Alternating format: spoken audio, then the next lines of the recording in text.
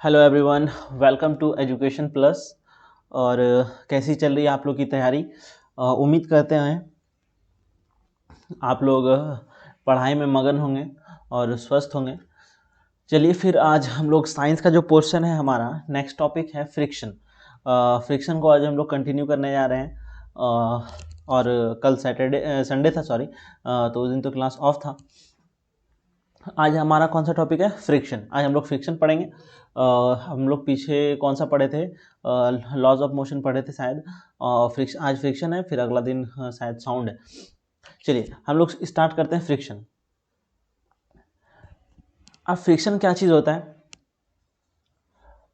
थोड़ा सा ज़रा सा समय दीजिए। चलिए, फ्रिक्शन फ्रिक्शन आखिर है क्या चीज़? तो यानी कि फ्रिक्शन को हम लोग हिंदी में कहते हैं घर्षण। यानी कि जब भी कोई दो सतह यानी कि दो सरफेस कभी भी कांटेक्ट में आता है, तभी ही क्या लगता है? फ्रिक्शन लगता है। तो फ्रिक्शन क्या है? Friction oppose the relative motion between two surface in contact, it act on both the surfaces. यानी कि इसका कहना क्या चीज़ है? इसका कहने का मतलब यही है कि फ्रिक्शन, यहाँ पर एक वर्ड है रिलेटिव मोशन। रिलेटिव मोशन, अब रिलेटिव मोशन का क्या मतलब होता है? रिलेटिव मोशन का मतलब होता है कि अगर दो सरफेस है, अगर ये इसको देखे तो इसको लगना चाहिए कि हाँ ये मूव कर रहा है, ठीक है। और जब ये देखे इसको तो इसको लगना चाहिए कि हाँ ये मूव कर रहा है, यानी कि दोनों मूव करना चाहिए, ठीक है। यानी कि दोनों मूव करना चाहिए, यानी कि अगर आप इसको देख रहे हैं तो इसको लगना चाहिए कि हाँ ये मूव कर रहा है, अगर ये देखे तो लगे कि हाँ ये मूव कर रहा है। यानी कि इसका यही मतलब है, यानी कि एक दूसरे के रिलेटिव में मोशन होना चाहिए, तभी ही ये कॉन्टैक्ट फोर्स यानी कि जो फ्रिक्शन फोर्स है वो काम करेगा। यानी कि घर्षण संपर्क में दो सतह के बीच में संपर्क होने की वजह से ही लगता है, यानी ये दोनों सतह पर कार्य करता है। यानी कि फ्रिक्शन फोर्स क्या करता है? दोनों के सतह पर काम करता है। और फिर दूसरा पॉइंट है हमारा, दूसरा पॉइंट है द फ्रिक्शन यानी कि force of friction always oppose. यानी कि फ्रिक्शन फोर्स क्या करता है? यानी कि घर्षण बल जो भी आप फोर्स लगाइएगा, ठीक है, उसको अपोज करेगा, उसको विरोध करेगा। यानी कि आप जो अप्लाइड फोर्स लगाएंगे, जो फोर्स आप, जो बल किसी चीज पे आप लगाइएगा, उसको क्या करेगा? रोकेगा, यानी कि प्रतिरोध करेगा, अपोज करेगा। ये था फ्रिक्शन। यानी कि और फिर दूसरा क्या है? If you apply the force along the left, friction acting along the right, और friction depend upon the nature of surface in contact. हाँ, तो फ्रिक्शन फोर्स क्या करता है कि घर्षण संपर्क में आने वाली सतह की प्रकृति पर भी निर्भर करता है। यानी कि ये इसका कहना क्या चीज़ है कि अगर फ्रिक्शन क्या करेगा? फ्रिक्शन काम करेगा, हमेशा काम करेगा, लेकिन अगर जैसा सरफेस रहेगा फ्रिक्शन वैसा ही काम करेगा। अगर सपोज करते हैं, मान लेते हैं कि अगर कोई सरफेस क्या हो, पूरा चिकना हो, ठीक है, पूरा स्मूथ हो, वहाँ पर फ्रिक्शन कम होगा, ठीक है। अगर कोई अगर सरफेस है जो क्या हो, उबड़ खबड़ हो, उबड़ खबड़ हो, तो यहाँ पर फ्रिक्शन क्या होगा? इसके तुलना में यहाँ पर फ्रिक्शन ज़्यादा होगा। तो बस यही है फ्रिक्शन का बेसिक डेफिनेशन, ठीक है। अब आते हैं दूसरा, friction always parallel to the surface, ठीक है। यानी कि घर्षण हमेशा संपर्क में आने वाले सतह के समांतर रहता है, यानी कि समांतर यानी कि पैरेलल रहता है। यानी कि ऐसा नहीं है कि फ्रिक्शन इधर है और बॉडी का मोशन इधर हो रहा है, यानी कि ऐसा नहीं। अगर फ्रिक्शन इधर हो रहा है तो बॉडी का मोशन इधर होगा, यानी कि फ्रिक्शन के हमेशा अपोजिट डायरेक्शन में रहेगा और पैरेलल रहेगा। यानी कि फ्रिक्शन ऑलवेज एक्ट पैरेलली, यानी कि दोनों क्या रहेगा? एक दूसरे के पैरेलल। पैरेलल कभी होता है जब दो लाइन यानी कि दोनों चीज के बीच में 90 डिग्री का हाइट रहे, यानी कि 90 डिग्री का कोण बने, उसको क्या बोलते हैं? पैरेलल, ठीक है। यानी कि जब अगर परपेंडिकुलर डिस्टेंस इसके बीच में 90 डिग्री का रहे, तब वो दोनों क्या है? समान, क्या है? पैरेलल। और पैरेलल चीज कभी भी कितना भी दूर चला जाए वो कभी भी एक दूसरे को इंटरसेक्ट नहीं करता है। तो वही कॉन्सेप्ट है पैरेलल का, यानी कि फ्रिक्शन फोर्स हमेशा क्या रहता है? एक दूसरे के समांतर होता है। और दूसरा चीज क्या है कि फ्रिक्शन फोर्स कभी भी एक डायरेक्शन में नहीं लगेगा, वो हमेशा क्या होगा? अपोजिट डायरेक्शन में लगेगा। अब आते हैं दूसरी पॉइंट की ओर। दूसरा है spring balance is a device use for measuring the force acting on the object. यानी कि स्प्रिंग बैलेंस क्या है? स्प्रिंग बैलेंस क्या है? एक उपकरण है जो क्या करता है, जिसका उपयोग हम लोग वस्तु पर लगने वाले बल को नापने के लिए करते हैं, ठीक है। यानी कि स्प्रिंग बैलेंस एक डिवाइस है, यानी कि एक उपकरण है जिसका हम लोग किस लिए इस्तेमाल करते हैं, किसी भी वस्तु पर। यानी कि अगर ये स्प्रिंग बैलेंस है, ये क्या है, एक स्प्रिंग बैलेंस है, और इसमें क्या है, कुछ रीडिंग है, ठीक है। यहाँ पर कुछ सामान बांधा पड़ा है, सपोज करते हैं कि एक बॉक्स लगा हुआ है, ठीक है, ये एक बॉक्स बांधा पड़ा है। तो इस वस्तु पर ग्रेविटेशन जो फोर्स लगा रहा है, ठीक है, यानी कि अर्थ जो इसके ऊपर फोर्स लगा रहा है, उस फोर्स को नापने के लिए हम लोग क्या करते हैं, स्प्रिंग बैलेंस का इस्तेमाल करते हैं। तो यहाँ पर से एक अच्छा खासा क्वेश्चन इस्तेमाल हो सकता है, यानी कि पूछा जा सकता है स्प्रिंग बैलेंस हम लोग किस लिए इस्तेमाल करते हैं। तो स्प्रिंग बैलेंस हम लोग इस्तेमाल करते हैं वस्तु पर लगने वाले बल का मापने के लिए। अब आते हैं फैक्टर अफेक्टिंग फ्रिक्शन, यानी कि घर्षण को कौन कौन सा चीज़ अफेक्ट करता है। तो सबसे पहला है टाइप ऑफ फ्रिक्शन, पहला है type of friction, type of friction नहीं, टाइप ऑफ सरफेस, यानी कि सतह का क्या प्रकार है। अगर सतह अगर जैसा रहेगा फ्रिक्शन भी वैसा ही होगा। अभी हम पीछे समझे, अगर फ्रिक्शन सरफेस अगर स्मूथ रहेगा, ठीक है, तो सरफेस अगर मान लें कि अगर एक सरफेस पे तेल लगा हुआ है, तो इसका फ्रिक्शन जाहिर सी बात है जो ड्राई सरफेस था उससे कम होगा, ठीक है। यानी कि एक ही सरफेस है लेकिन इसके ऊपर क्या लगा हुआ, कोई सा लिब्रिकेंट लगा हुआ है, ऑयल गिरा हुआ है, इसीलिए हम लोग कभी भी ऑयल वाले जगह पर अगर हम लोग कभी भी पैर रख देते हैं तो हम लोग वहाँ पर फिसल जाते हैं। क्यों? कि वहाँ पर इतना फ्रिक्शन नहीं होता है, ताकि हम लोग का जो बॉडी वेट है, ठीक है, उसको आगे बढ़ने के लिए जो फोर्स रिक्वायरमेंट होता है, ताकि उसको एक दूसरे को बैलेंस करे, तभी तो हम लोग आगे चलते हैं। यहाँ पर क्या हो जाता है, जितना फोर्स हम लोग आगे बढ़ने के लिए चाहिए उतना फोर्स फ्रिक्शन फोर्स उसको नहीं दे पाता है, फ्रिक्शन फोर्स कम हो जाता है, यानी कि बॉडी क्या हो जाता है, अनबैलेंस हो जाता है, और फाइनली बॉडी धड़ाम से नीचे। यही रीज़न है हम लोग कभी भी गिर जाते हैं। तो यानी कि फ्रिक्शन फोर्स किस पे डिपेंड करता है, कि सरफेस कैसा है, जैसा सतह रहेगा फ्रिक्शन भी वैसा ही रहेगा, यानी कि सतह जैसा रहेगा तो घर्षण भी वैसा ही होगा। दूसरा है the weight of A object, यानी कि किसी भी वस्तु का कितना मास है, कितना भार है, ठीक है। अगर heavier object have more friction, यानी कि वस्तु का भार पर भी डिपेंड करता है। जिस वस्तु का भार जितना ज़्यादा होगा, ठीक है, तो उसका क्या होगा, घर्षण उतना ज़्यादा होगा। यानी कि अगर कहें एक 5 किलो का बक्सा है और दूसरा क्या है, 500 किलो का बक्सा है, ठीक है, तो हम इसको यहाँ से यहाँ मूव करने में आसान में कोई दिक्कत नहीं होगा, लेकिन इसी को हम यहाँ से यहाँ तक अगर हम करेंगे, ठीक है, मूव करेंगे, तो पसीना निकल जाएगा आदमी का, ठीक है। यानी कि यहाँ से यहाँ पर मूव करने में आदमी का बैंड बच जाएगा। क्यों? क्योंकि इतना वेट है उसका, इतना भार है उसका, कि फ्रिक्शन फोर्स भी बहुत ज़्यादा है, और उतना फ्रिक्शन फोर्स ह्यूमन बींग के पास पावर नहीं है कि उसको उतना हैवी ऑब्जेक्ट को एक जगह से दूसरी जगह मूव कर सके। तो ये था दूसरा। अब आते हैं तीसरा, वस्तु का क्या आकार है। अगर वस्तु का जैसा आकार रहेगा तो उसमें घर्षण भी उसी के हिसाब से लगेगा। अगर यही चीज़, जैसे कि ये ऑब्जेक्ट था, ये फ्लैट इसका था, यानी कि बॉटम में जो इसका था, नीचे का जो एज है, तो ये कैसा है, फ्लैट है, इसीलिए हम लोग इसको तो मूव कर लिए, क्योंकि हम लोग ये बहुत छोटा है, मास इसका भार बहुत कम है, तो हम लोग मूव कर लिए। लेकिन हम इसको भी मूव कर सकते हैं अगर यहाँ पर क्या लगे, नीचे क्या लगा हो, पहिया लगा हुआ रहेगा। तो पहिया लगा हुआ रहेगा तो फ्रिक्शन कम हो जाएगा, फ्रिक्शन जैसे ही कम होगा तो हम इसको मूव कर लेंगे। यानी कि यहाँ पर हम लोग कह सकते हैं कि घर्षण बल वस्तु के आकार पर भी डिपेंड करता है। अगर यहाँ पर पहिया लगा हुआ था तो हम लोग इसको मूव कर पाए आराम से, ये पहिया नहीं लगा हुआ था तो हम लोग मूव नहीं कर पाते। चलिए, ये तो हो गया बात। और एक चीज़ है कि फ्रिक्शन की वजह से हीट भी डेवलप होता है, ये तो आगे भी है। फ्रिक्शन की वजह से क्या होता है, गर्मी भी, यानी कि उष्मा भी प्राप्त होता है। क्या है, फ्रिक्शन प्रोड्यूस हीट, ठीक है।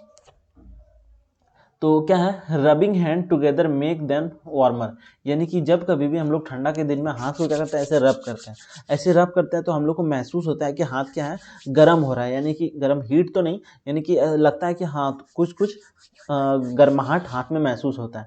तो वो क्यों होता है, ड्यू टू फ्रिक्शन, यानी कि वो घर्षण के वजह से ही होता है, यानी कि हाथ में उष्मा का प्राप्ति होना। तो अब दूसरा है कि friction reduce the effectiveness of machine, यानी फ्रिक्शन क्या करता है, घर्षण क्या करता है, किसी भी मशीन का जितना उसका एफिशिएंसी रहता है, यानी कि अगर किसी मशीन का वो 100% पे अगर काम कर सकता है तो फ्रिक्शन की वजह से वो 90% पे ही काम करेगा, जिसकी वजह से प्रोडक्टिविटी भी, उत्पादन भी उसका भी कम हो जाएगा। ठीक है, तो यानी कि फ्रिक्शन क्या करता है, किसी भी मशीन का इफेक्टिवनेस को भी इफेक्ट करता है। Without friction you would not be able to walk, और फ्रिक्शन का एक और फ्रिक्शन की वजह से हम लोग क्या करते हैं, आराम से किसी भी जगह पे आराम से चल पाते हैं। फिर दूसरा है the wheel on the vehicle would have no grip on a road surface, the vehicle would not able to move. अगर किसी भी, यानी कि कोई भी वाहन है, अगर वो रोड पे अगर चल रहा है तो क्यों चल पा रहा है, क्योंकि वहाँ पर रोड और पहिया के बीच में क्या कर रहा है, फ्रिक्शन लग रहा है, जिसकी वजह से ये मूव कर पा रहा है, मूव करने की वजह से ये बॉडी आगे चल पा रहा है। यानी कि फ्रिक्शन क्या बहुत ही हेल्पफुल है, कभी कभी हेल्पफुल भी है और कभी कभी नुकसानदायक भी है।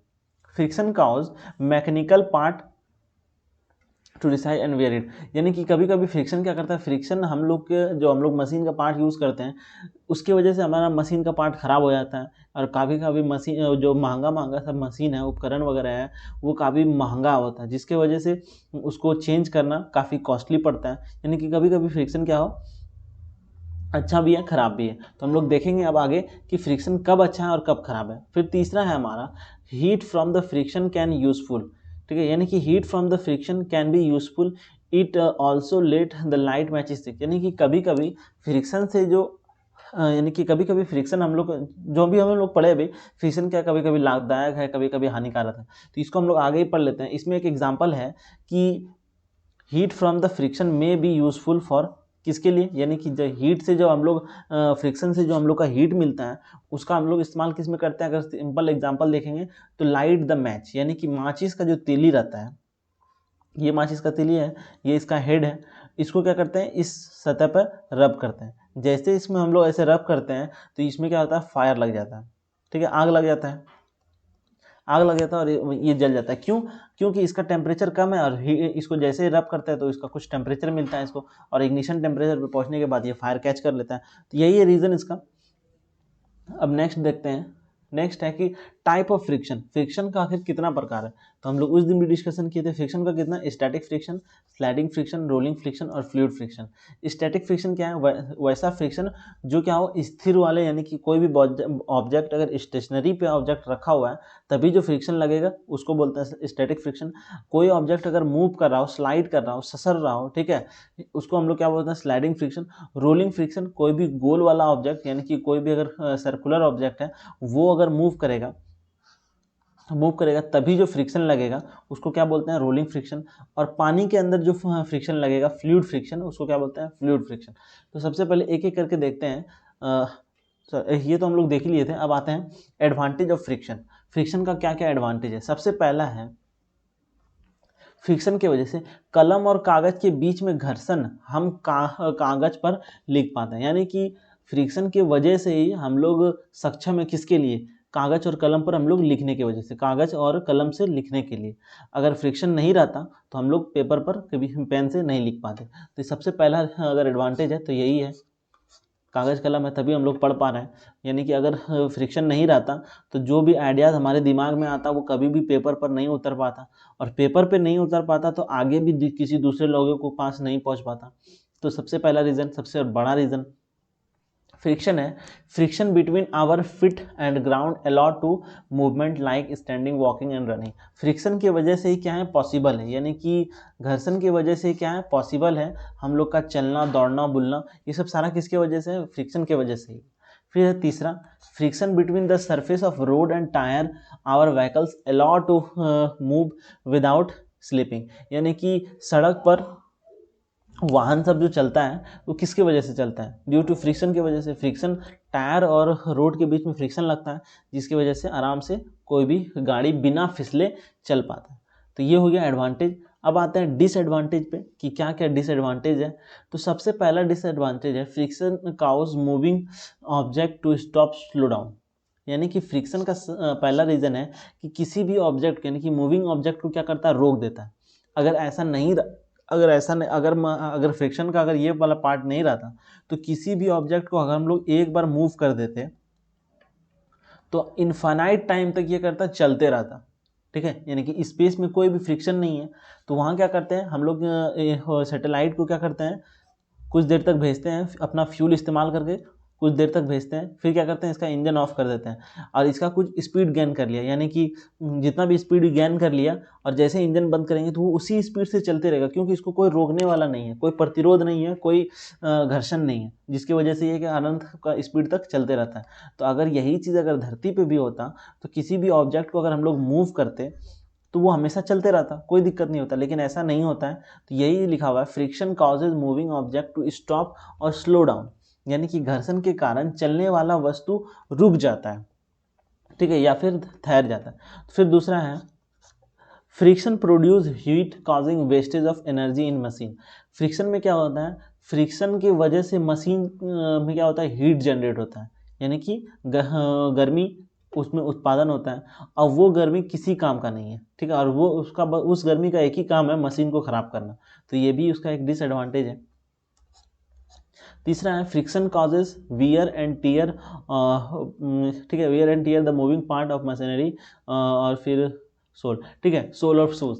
तो इसमें क्या कह रहा है, फ्रिक्शन की वजह से क्या होता है, घर्षण के कारण है मशीन चलने वाला जो होता है वो टूट जाता है, फूट जाता है, ठीक है। उसका जूता जो है हमारा, जूता है जापानी, ठीक है, ये जो जूता है हमारा, तो ये जो पहनता है आदमी, तो इसके नीचे सोल लगा होता है, ये क्या होता है, चलने की वजह से ये क्या होता है, खिया जाता है, जिसको बोलते हैं, यानी कि इसका सोल, यानी कि इसका सोल का जो भी हाइट रहता है, थिकनेस रहता है, वो क्या होता है, कुछ दिन में पतला हो जाता है, जिसकी वजह से हम लोग को इसको बदलना पड़ जाता है। तो ये भी एक रीज़न है, ये ज़्यादा बड़ा रीज़न नहीं है लेकिन है, ठीक है। तो ये सब था डिसएडवांटेज किसका, फ्रिक्शन का।